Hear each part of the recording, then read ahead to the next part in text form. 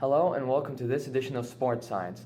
I'm Berk, Inan, and this is Eugene, Hello. and we will be analyzing the injury that occurred to Golden State Warriors guard Stephen Curry this postseason. The menace of slippery floors while playing defense cannot be ignored. During the fourth game of the first round of the Western Conference on April 24th, Stephen Curry suffered an injury. As you can see in the video, while he was running sideways tracking Houston Rockets forward Trevor Ariza, he ran into a wet spot and slipped into a split. The injury occurred right at the halftime buzzer and right while Ariza was taking a buzzer-beater jump shot. After the injury occurred, Curry remained on the floor for some while longer before hobbling towards the locker room, obviously in pain, to get immediate medical treatment and a diagnosis. Unfortunately, Curry was not able to return to the game. He went out to shoot in warm-ups at halftime, but he wasn't feeling it and he could feel his knee hurt, so he returned to the locker room for further treatment.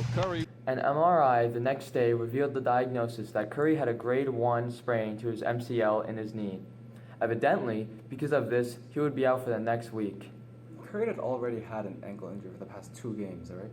So he was really shaking returning for Game 4.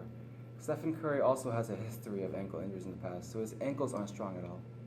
Steph Curry's injury would definitely have a big impact on the Warriors, given that he was the unanimous MVP and because how big of a percent of their offense he creates.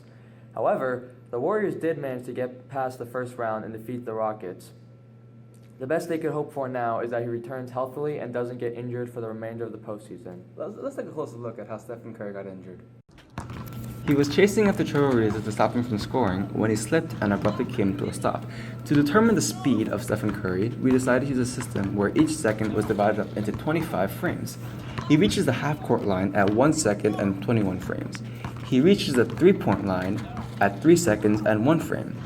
That means he ran from the half-court line to the three-point line in 1 second and 5 frames, or in a total of 30 frames. This means that he has traveled 9.5 inches every frame.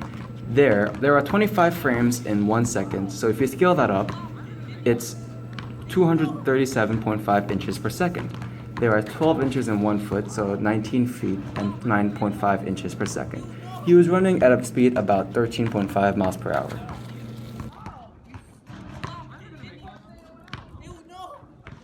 The medial collateral ligament, MCL, is one of the major bands of connective tissue like the ACL and the LCL that help stabilize the knee. The MCL runs along the side of the knee, connecting the femur to the tibia. In most cases, the MCL helps protect the knee against any lateral force, like a sudden cut in basketball.